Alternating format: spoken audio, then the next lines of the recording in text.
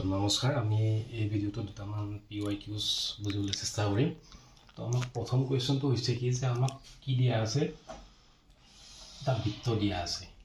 তো আমাক কৈছে কি যে এই বৃত্তটোৰ পৰা এটা অংশ কাটি উলিয়াই অনা হ'ল তো তাৰ পিছত আমাক কৈছে কি এই যেটো বৃত্তাংশ ইয়াৰ পৰা কাটি উলিয়াই অনা হ'ল এই বৃত্তাংশটোৰ এৰিয়া হৈছে 308 বৰ্গ সেন্টিমিটাৰ তাৰ পিছত আমাৰ আকৌ কৈছে কি যে এই বৃত্তাংশটোৰ কেন্দ্ৰৰ যেটো কোণ এই কোণৰ মান হৈছে 45 ডিগ্ৰী তো এতিয়া আমাক কোৱেশ্চনটো সুধিছে কি যে এই বৃত্তটোৰ ৰেডিয়াস বা ব্যাসাৰ্ধ কিমান হ'ব তো আমাক ইয়াত অপচনত দি দিছে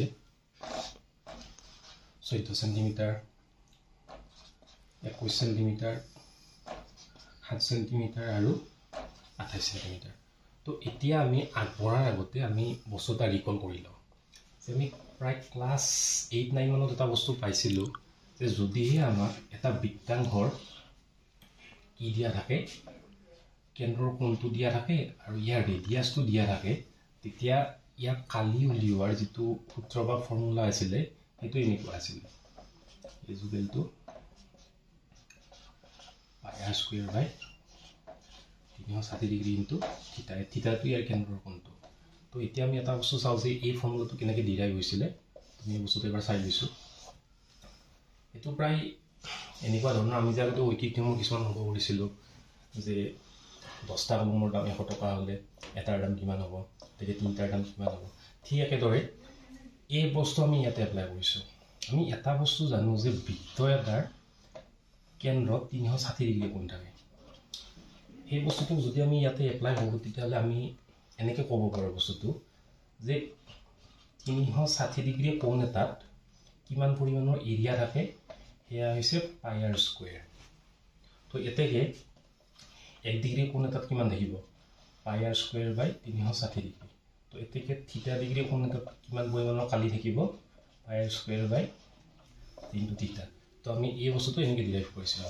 তো এতিয়া আমি আগবাৰো ইয়াত আমাক এই বৃত্তাংশটোৰ আমাক কালিটো দিয়া আছে 308 তো আমি ইয়াতে পুট কৰিলো r স্কয়াৰ 360 তাৰ পিছত আমাক ইয়াত কি দিছে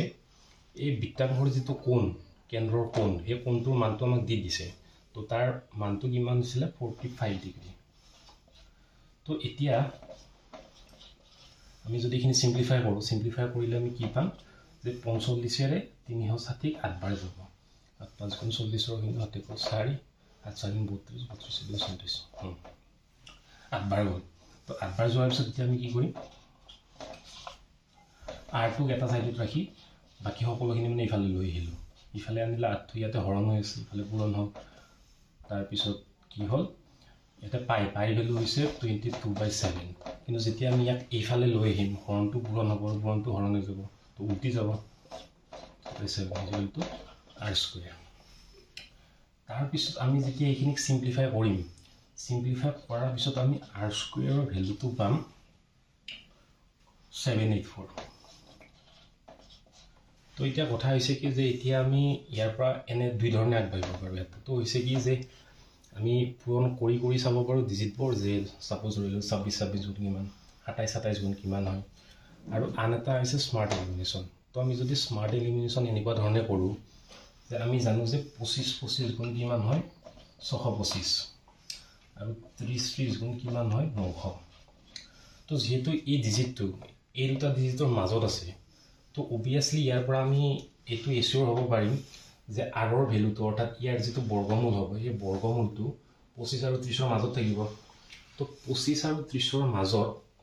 চাৰিটা অংক আছে 26 27 28 আৰু 29 তো যদি আমি অপচন কেটা চাও তেতিয়াহলে আমি ইয়াতে কি পাম 14 আছে 21 আছে 7 আছে আৰু 28 আছে গতি ইয়াৰ পৰা আমি ডাইৰেক্ট ঠিক কৰিব পাৰো যে এনসাৰটো 28 হ'ব তো ইয়াৰ এনসাৰটো এইখিনি আছিল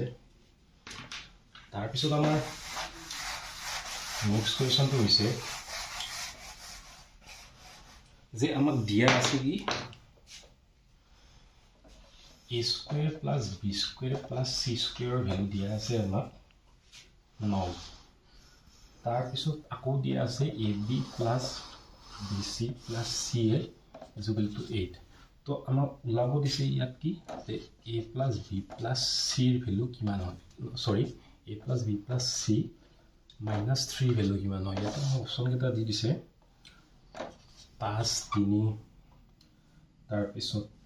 9 আৰু 2 তো ঠিক আছে আমি ফাৰ্স্ট কি কৰিলো এটো আমি লিখি ললো a square plus b square plus c square is equal to 9 তো এতিয়া আমি আগবঢ়াৰ আগতে আমি এটা বস্তু চাই লও যে a plus b plus c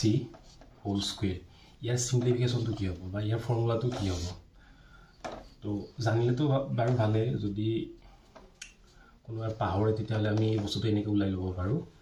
আমি সিম্পলিফিকেশনৰ কাৰণে কি কৰিলো এই দুটা y বুলি ধৰি ললো আৰু ইয়াক আমি ধৰি ললো x বুলি অৰ্থাৎ এইটো তেতিয়া x + y whole square এইটো ফৰ্মুলালৈকে আহি গল তো ইয়াক যেতিয়া আমি এক্সপান্ড কৰিম ইয়াৰ এক্সপানশনটো আমি সকলোৱে জানো x square plus y square plus twice xy অৰ্থাৎ x square মানে কি ধৰিছিলো আমি a square y মানে কি ধৰিছিলো b plus c whole square আৰু twice xy মানে কি 2 into a into b plus c তো এইখিনি যদি আমি সিম্পলিফিকেশন কৰো আগলৈ কি পাম a square আকৌ এইটো ফৰ্মুলাত আহি গল b square plus c square plus twice bc plus twice ab plus twice ac তো এইখিনি আমি অকনমান যদি সজাই লিখো কি পাম a square plus b square plus c square plus 2 তো কমন লৈ ললো bc plus ab plus ac এইখিনি পালো তো এতিয়া আমি এটা কাম কৰিব পাৰো এই বস্তুখিনি এটা সাইডত ৰাখি এই বস্তুখিনি যদি লেফট সাইডে লৈ আহো তেতিয়া আমি কি পাম তেতিয়া আমি পাম a square plus b square plus c square is equal to a plus b plus c whole square minus twice bc ab plus ac এইখিনি পালো তো এতিয়া আমি কি কৰিম ইয়াতে a plus b square plus c square ঠাইত এই ভ্যালুটো আমি পুট কৰিব পাৰিম তো পুট কৰিলে আমি কি পাম a plus b plus c whole square minus twice bc ab plus ac এইখিনি পালো ইকুয়াল টু 9 তো এটা আমাক কোৱেশ্চনটো দিয়া আছিল কি যে ab bc আৰু c এৰ ভ্যালু 8 অৰ্থাৎ এই ভ্যালুটো যদি আমি ইয়াতে পুট কৰি দিও a plus b plus c whole square minus 2 into এর ভ্যালু কিমান আছে 8 আৰু ইফালে 9 তো তাৰ পিছত আমি কি পাম a plus b plus c whole square is equal to 8 দুগুণ 16 তো ইফালে গলে প্লাস হৈ গল 16 নহয় 25 পালো 25 পাৰ পিছত আমি কি পাম a plus b plus c square তো ইফালে নিলে ৰুট হৈ যাব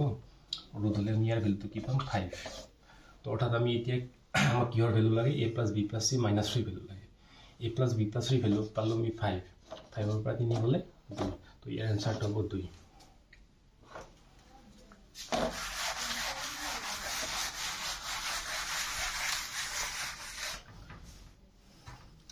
তো তাৰ পিছত আমাৰ নেক্সট কোৱেশ্চন হৈছে কি যে আমাক সুধিছে 4 আৰু 7 ৰে হৰণ যোৱা আটাইতকৈ ডাঙৰ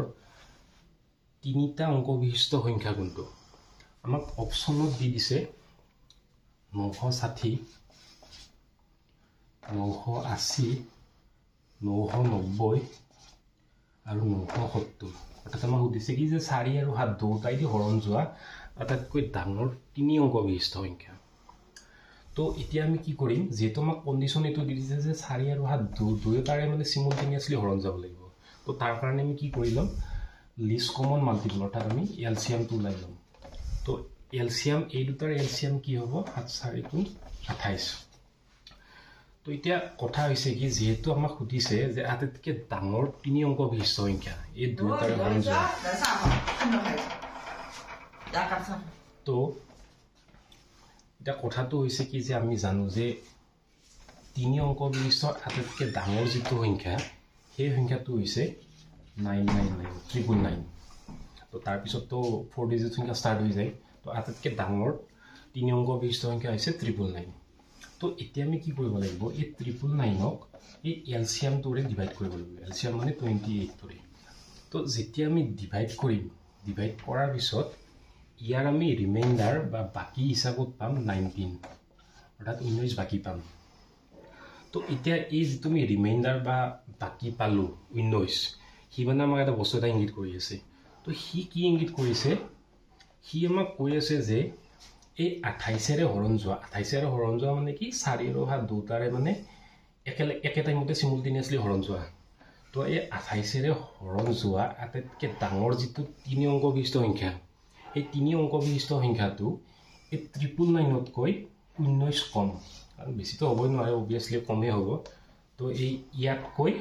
19 কম অৰ্থাৎ যদি আমি ইয়াৰ পৰা 19 টো বিয়োগ কৰি দিওঁ তেতিয়া আমি কি পাম 980 আৰু এই 980 সংখ্যাটো হ'ব এই দুটা সংখ্যাৰে হৰণ যোৱা আটাইতকৈ মানে 3 অংক বিশিষ্ট ডাঙৰ সংখ্যা তো এই বস্তুটো যদি মানে অকণ বুজাত অসুবিধা হয় এটা সেম এনালজি এটা দিছোঁ সৰু সংখ্যাৰ কাৰণে আমাক যদি কয় যে 2ৰে হৰণ যোৱা আটাইতকৈ ডাঙৰ এক অংক বিশিষ্ট সংখ্যা তো আটাইতকৈ ডাঙৰ এক অংক বিশিষ্ট সংখ্যা 2ৰে হৰণ যোৱা হৈছে 8 আমি জানো কিন্তু যদি আমি এই বস্তুটোক এই প্ৰচিডিউৰটোৰ দ্বাৰা মানে ওলাবলৈ চেষ্টা কৰোঁ এইটো বুজিবৰ কাৰণে কৈছোঁ তো তেতিয়া আমি কি কৰিম প্ৰথমতে আমি ওলাই ল'ম যে কি 2ৰে কি বুলি কয় এক অংক বিশিষ্ট আটাইতকৈ ডাঙৰ সংখ্যা কোনটো তো আমি এইটো সকলোৱে জানো যে এক অংক বিশিষ্ট আটাইতকৈ ডাঙৰ সংখ্যা হৈছে 9 তো ইয়াতো ঠিক একেদৰে যদি আমি ইয়াত 2ৰে হৰণ কৰি দিওঁ 2ৰে হৰণ কৰিলে আমি কি পাম 4 পাম আৰু ইফালে 2 4 গুণ 8 9 পৰা 8 গ'লে 1 অৰ্থাৎ ইয়াতো মানে কি হ'ব এক এটা বাকি ৰ'ব তো ইয়াতে এই একটোৱে মানে কি ইংগিত কৰিব ই আমাক এইটো ইংগিত দিব যে 2ৰে হৰণ যোৱা আটাইতকৈ ডাঙৰ যি এক অংক বিশিষ্ট সংখ্যা আছে সেই এক অংক বিশিষ্ট সংখ্যাটো 9তকৈ 1 কম অৰ্থাৎ 8 তো ঠিক একেদৰে আমি ইয়াতো তেনেকৈ ওলাইছিলোঁ তো ইয়াৰ ঠিক একেদৰে এনচাৰটো কি হ'ব 980 হ'ব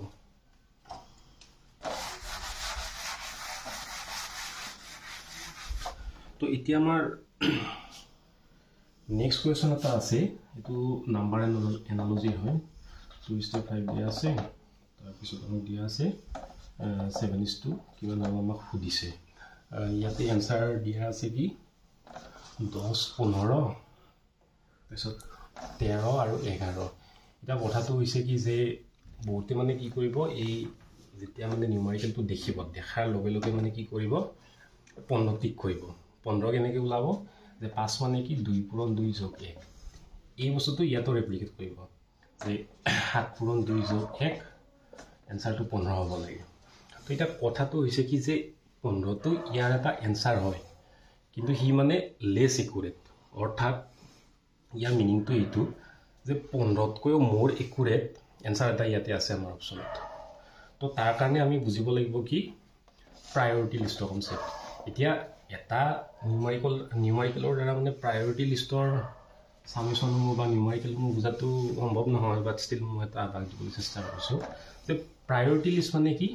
যেতিয়া আমি নাম্বাৰ এনালজি ষ্টাডি কৰিম বা ছল্ভ কৰিবলৈ ট্ৰাই কৰিম কিছুমান মানে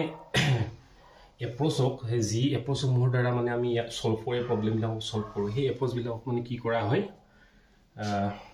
আমাৰ প্ৰাধান্যতা অনুসৰি তাক মানে ৰেংক দিয়া হয় 1 2 3 তেনেকৈ তো আটাইতকৈ টপ ৰেংকত থাকে প্ৰাইম নাম্বাৰ ফেক্টৰ তাৰ পিছত থাকে মাল্টিপ্লিকেশ্যন বা ডিভিজন তাৰ পিছত এডিশ্যন তো তেনেকুৱা আৰু একেবাৰে শেষত থাকে ছাবষ্ট্ৰেকশ্যন তো যদিহে নাম্বাৰ এনালজিত যিকোনো মানে মেথডৰ দ্বাৰা আমি প্ৰাইম নাম্বাৰ ফেক্টৰটো আনিব পাৰোঁ বা প্ৰাইম নাম্বাৰ ফেক্টৰৰ ৰেফাৰেঞ্চটো বহাৰ তাতে এটা স্কোপ এটা থাকে তেতিয়াহ'লে আমি কি কৰিম প্ৰাইম নাম্বাৰটো মানে মাষ্ট বি আনিব লাগিব তো ইয়াতে যদি আমি চাওঁ 2টো এটা প্ৰাইম নাম্বাৰ 5টো এটা প্ৰাইম নাম্বাৰ 7টো এটা প্ৰাইম নাম্বাৰ তো ইয়াতে যদি আমি এটা ভালকৈ অবজাৰ্ভেশ্যন কৰোঁ আমি এটা বস্তু দেখিবলৈ পাম যে 2ৰ পিছৰ প্ৰাইম নাম্বাৰটো হৈছে 3 পিছৰটো হৈছে 5 অৰ্থাৎ 2ৰ পিছত এটা প্ৰাইম নাম্বাৰ এৰি নেক্সট প্ৰাইম নাম্বাৰটো আমি ইয়াতে দেখিবলৈ পাইছোঁ তো এই বস্তুখিনি এই এপ্ৰ'চটোক যদি আমি ইয়াতো ৰেপ্লিকেট কৰোঁ তেতিয়া আমি কি দেখা পাম যে 7 আছে 7ৰ পিছৰ প্ৰাইম নাম্বাৰ কি হয় 7ৰ পিছৰ প্ৰাইম নাম্বাৰ হৈছে 11 তো 11টো এৰি তাৰ নেক্সট প্ৰাইম নাম্বাৰ কি হ'ব 13 আৰু 13 অপশ্যনত আছে নেকি তো 13 আছে গতিকে ইয়াৰ এনচাৰটো হ'ব 13 যিটো মানে মোৰ একুৰেট আৰু তো ইয়াৰ এনচাৰ এইটো হৈছিলে এতিয়া আমাৰ লাষ্ট কুৱেশ্যনটো হৈছে যে আমাক কৈছে কি যে দুটা নাম্বাৰৰ আমাৰ প্ৰডাক্ট দিয়াই আছে আৰু আমাক কৈছে কি যে সেই নাম্বাৰ দুটাৰ প্ৰডাক্ট হৈছে 1575 আৰু সেই নাম্বাৰ দুটাৰ কোচেণ্ট মানে ৰেচিঅ তো ৰেচিঅটো আমাক দি দিছে 9/7 তো ইয়াতে আপোনাক অপশ্যন কেইটা দি দিছে 74 দিছে তাৰপিছত 78 দিছে 80 দিছে আৰু 90 দিছে তো আমি ধৰি ললো এটা নাম্বাৰ x বুলি এটা y বুলি ধৰি ললো তো যেহেতু আমাক দিয়া আছে এই নাম্বাৰ দুটাৰ প্ৰডাক্ট 1575 বুলি আকৌ দিয়া আছে এই দুটাৰ ৰেচিঅ কি হয় 9/7 হয় তো এতিয়া আমি কি কৰিলো x টো ইয়াতে ৰাখি y টো এইফালে লৈ গলো y টো ইফালে নিলে কি হ'ব পূৰণ হ'ব যেহেতু ইয়াতে হৰণ হৈ আছিল তো এতিয়া আমি কি কৰিম এই x ৰ ভ্যালুটো আমি ইয়াতে পুট কৰিম x ৰ ভ্যালু কি পাইছিলো 9/7 ইনটু y into y 1575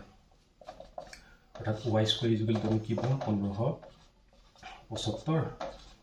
তার পিছত এটো উল্টি যাব 7/9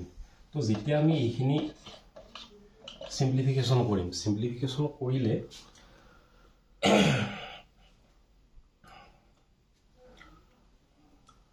আমি ইয়াৰ ভ্যালুটো পাম 1225 তো 1225 পোৱাৰ পিছত এতিয়া আমি কি কৰিলো ইফালে স্কয়াৰ হৈছে ইফালে গলে ৰুট হৈ যাব 1225 ইয়াৰ ৰুট কিমান আমি পাম 35 অৰ্থাৎ আমি y ভ্যালু পালো কিমান 35 তো এতিয়া যে তুমি y ভ্যালু 35 পালো ইয়াতে আমি যদি পুট কৰি দিও x ইকুয়াল টু কিমান পাম আমি 9/7 ইনটু 35 হাতে দি কেবাৰ 5 বাৰ 9 বাজুন 45 আৰু আমাক কি উদিছে যে সেই নাম্বাৰ দুটাৰ সামেশন কিমান অৰ্থাৎ x + y উদিছে x + y কিমান হ'ব 35 + 45 80 आंसर 8 तो এইখিনি আছিল ধন্যবাদ